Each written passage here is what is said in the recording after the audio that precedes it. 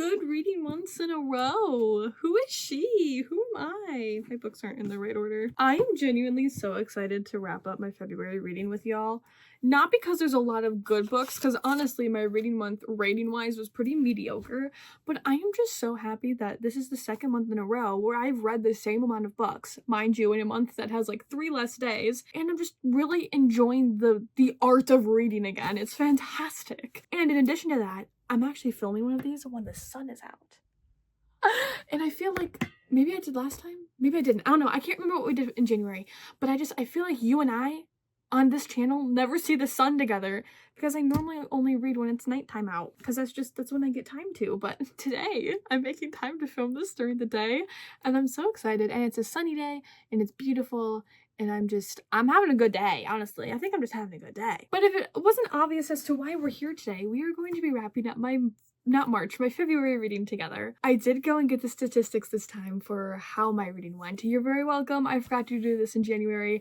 Hopefully I won't forget again. I don't think these are the same statistics that I used to do a year ago or 6 months ago or whatever it was. But this is what we're gonna do now because this feels more concise. And honestly, who wants all the nitty-gritty? Not me. That feels like a lot. Anywho, in the great wonderful month of February, I read a total of 8 books. For my own personal reading this year, I have decided that some books that I read will not count towards my reading goal, simply because of how I read and my style of reading. It's weird, like I still have read the book, but it's like only 100 pages, and I'm like, that's stupid, I'm not gonna count that. So it doesn't count towards my reading like goal of like 50 books or whatever, or 32, whatever it is. I can't remember what my reading goal is for the year, but it doesn't count towards it, but I still read it and I still want to talk about it. It just doesn't count, if that makes sense. And I bring that up because there is one book on this list that does not count towards my 2026 reading goal, but I did read it. It did happen. It's here. It's queer. It's actually not queer. It's a very straight book, but nonetheless, it doesn't count. And then this month I actually did make myself a monthly TBR. I picked 5 books. We didn't go through it together. I just did a little like short form YouTube short about it. But out of the 5 books that I wanted to read going into the month, I did read 2 of them, which for me is actually pretty good. I think I really just make TBRs more for fun. I read 2 books and I feel like that's a feat within itself right there, ladies and gents. And then as far as average star rating and pages go, I read 2,565 pages in the month of February. And for ratings, my average across the board for the 8 books that I read was 2.46 stars. That's obviously rounded, but that's kind of where we landed for the month. But without further ado, I think it is time to talk about each of these books in detail. The first of which is going to be Bloodbath. Isn't it Blood Oath by Molly Doyle? Bloodbath, Blood Oath? I feel like it's Blood Oath. Maybe it's Bloodbath. I don't know. I don't have a physical copy of it. You're gonna get a cute little picture on here somewhere.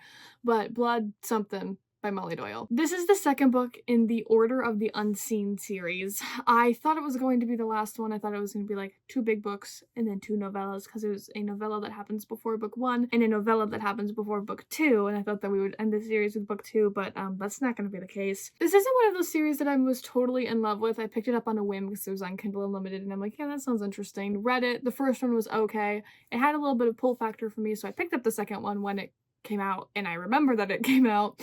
And nothing really substantial happened in book 2, which I'm realizing is kind of a reoccurring theme in this series. When we read book 1, most of the content of book 1 is what the novella before book 1 was. Literally the same exact thing, just told in a different perspective, and that felt a little cheesy to me. Or maybe not cheesy, but like I got cheated out of book content, you know what I mean?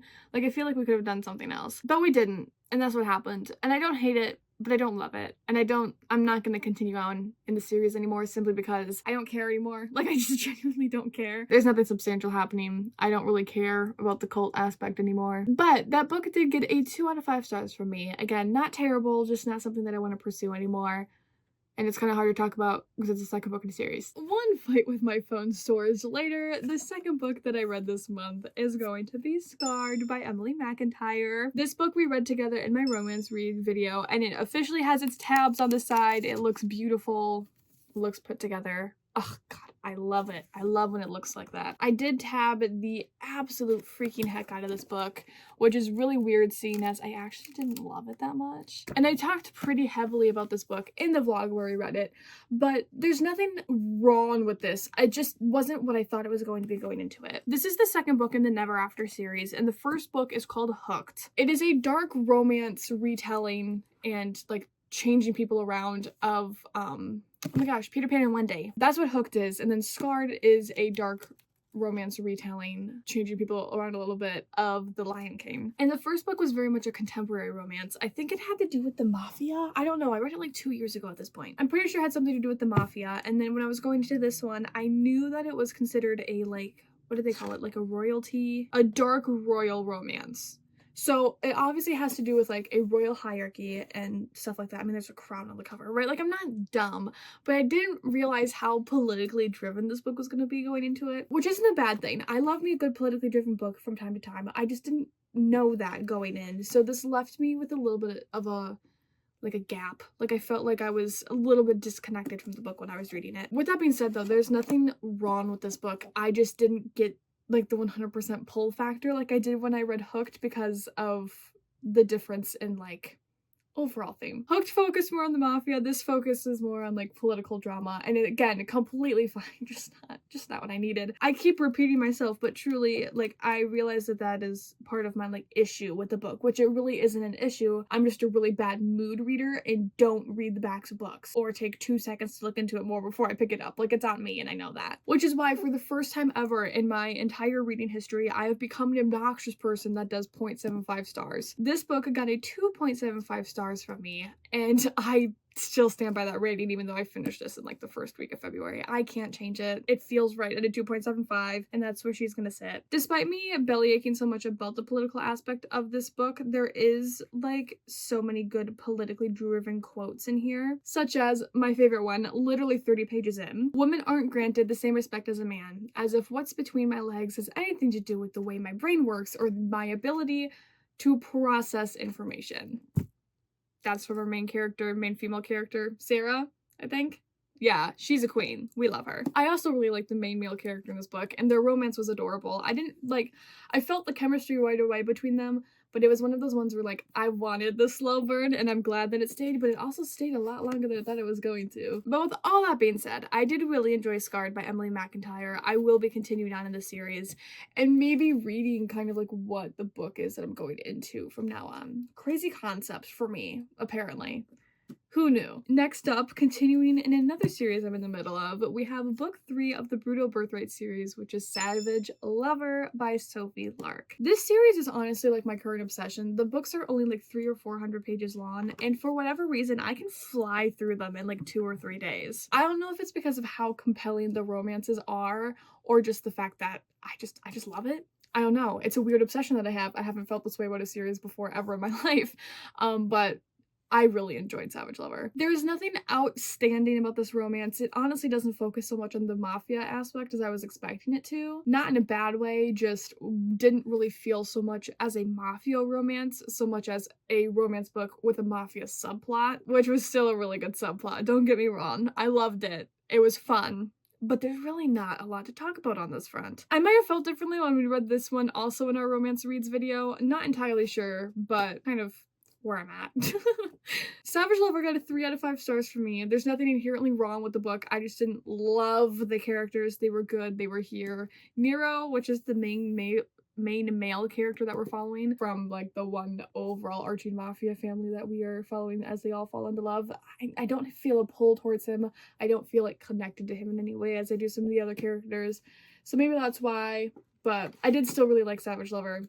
Just wasn't my favorite. Next up, we have one of my most, if not my most disappointing read of this month, which is going to be Fearless by Lauren Roberts. Going into this book, I did not have high expectations simply because I did not like Reckless. I didn't think I would like Fearless. I had to finish a series. You know, it was one book left. One book. Like, if I didn't like it, at least it wasn't like a colossal waste of my time, you know? But I read Fearless. I actually read Fearless as an audiobook, so I didn't realize until after I logged it into all of my reading apps that Fearless is a almost 600-page book that I 100% wasted my time on. This is the final book that we read in my romance reads video, which I do understand it is a fantasy with a romance subplot, but at this point in the series it felt very romance heavy, so I thought that that is what we would be getting out of it. I could sit here forever and tell you all of the little nitty-gritty details that I hated about this book, but I won't, because I already did that in the romance reads vlog.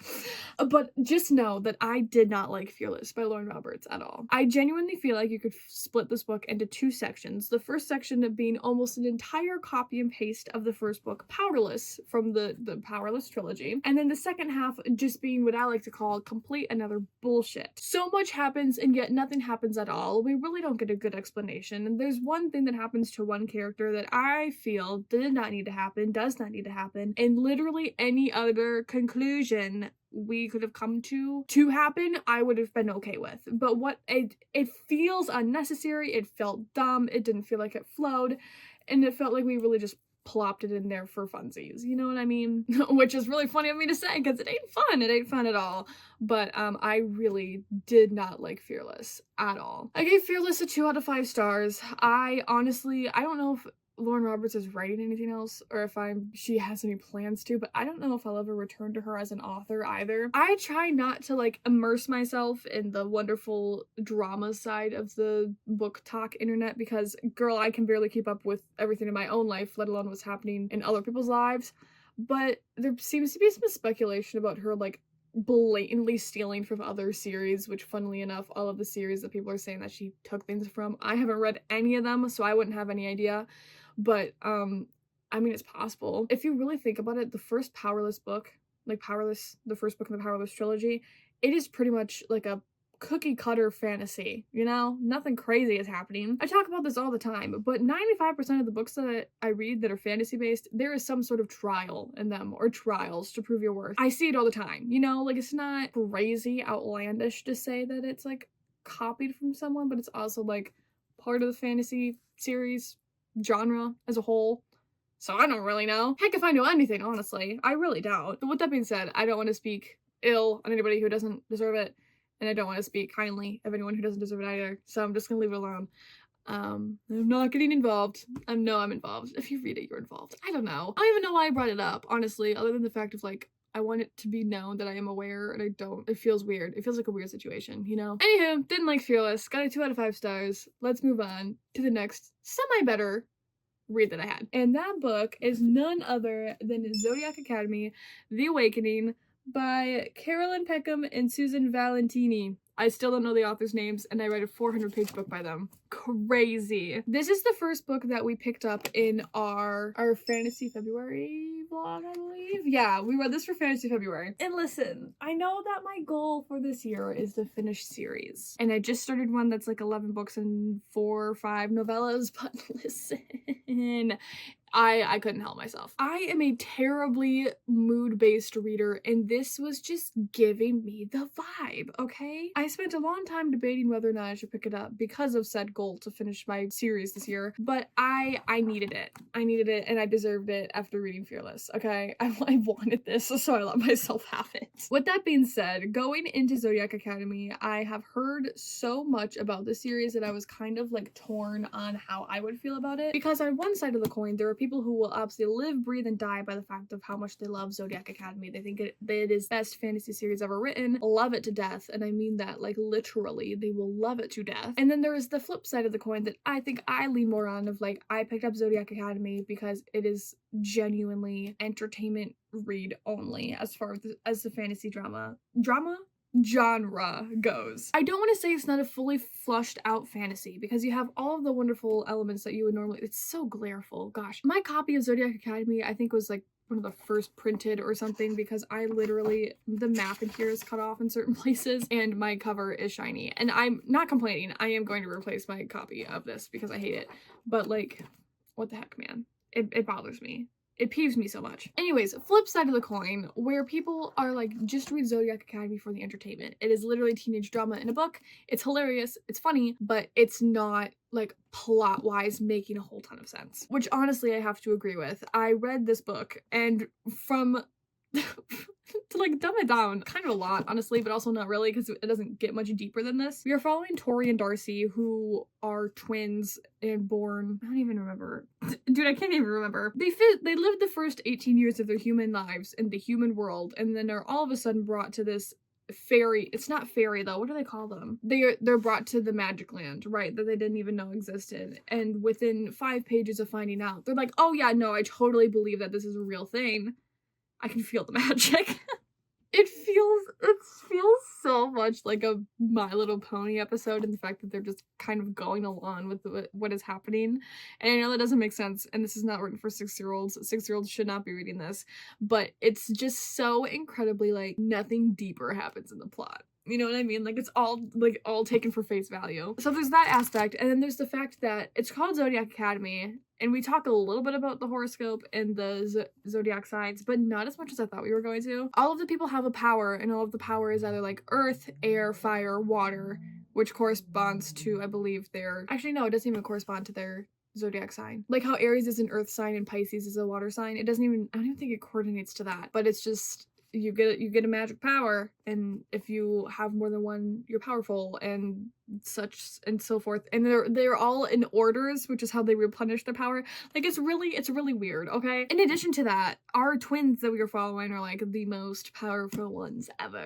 And they have so much power because their parents are these like high royal people, and I'm like, yeah, like I don't know, it's funny, it's cute, it's literally here for entertainment factor. I did enjoy it. I gave it a 2.5, not because it was outstanding, because clearly it wasn't, and I kind of do recommend it, but it's like one of those things where like I would recommend it to someone who wants like just a funny fantasy, you know? This is not like I'm trying to think of a really good fantasy, but I honestly haven't read a really good fantasy in a really long time. Maybe like a Fourth Wing situation. Like it's not completely fleshed out like that. You know what I mean? There's not a lot of world building, I should say. There's not a lot of world building, but I do have plans to continue on in the series. I just did not let myself get too in-depth there because simply there's nothing more to dive into. After Zodiac Academy, in the same reading vlog, I went back to the freaking series that I hate. I went back to Fearless to read the final novella, Fearful, which first off, if it's over 100 pages, I don't think you can classify it as a novella, and this novella was like 220 freaking pages. I once again listened to this one as an audiobook because I don't actually own a physical copy of it, but genuinely, like, why are novellas anything more than like 150 pages? It makes no sense to me. It's a novella. So I have very strong opinions on novels and novellas, apparently, which is what I found out. But also, I hated this. I don't love it any more than Fearless. I actually hated it more than Fearless. It only got a 1.5 out of 5 stars from me. It is the final book, part of, well, kind of. It's the entirety of the final book, but told in a different perspective. The perspective of our character who has this stupid thing happen to them that I hate and is dumb. And I think it's supposed to give, like, justification to why it happened, but it still doesn't make any sense to me. If literally any of the other characters in the series would have went to this one character and been like, hey, are you, like, actually doing okay? And, like, had a conversation with this character, I truly believe that nothing that happened in Fearless would have happened. And maybe there's, like, a life lesson in there of, like, this is what power does to you, this is what corruption is, and I'm like, sure, but no, like, it doesn't sit right with me at all. I have a lot of feelings about this, and I really don't want to talk about it anymore because I just kind of hate it, honestly. And I want to move on with my life. So, Fearful by Lauren Roberts got a 1.5 out of 5 from me. Like I said, I have nothing nice to say, honestly. I didn't like it. Speaking of series that I don't like at all, I went back and revisited the Folk of Air series by Holly Black. I read the Cruel Prince trilogy last year. I didn't like it. I don't like the Cruel Prince trilogy. I know that reading the title, the whole point is that he's cruel and a prince, but I genuinely hate Carden so much. To be fair, every single character in that series I hate. I genuinely dislike all of them. So I don't have anything nice to say about that series as a whole going into it, but I realized that for that series, I only had one novella left as well, which was called How the King of Elfhame Learned to Hate Stories. That title might be a little bit incorrect, because there's a lot of words and a lot of king and elf and hame, and I don't really know 100%, but I read it, I picked it up, and I read it in like an hour, I think, which I don't really know why that was important, but I did read it, and I didn't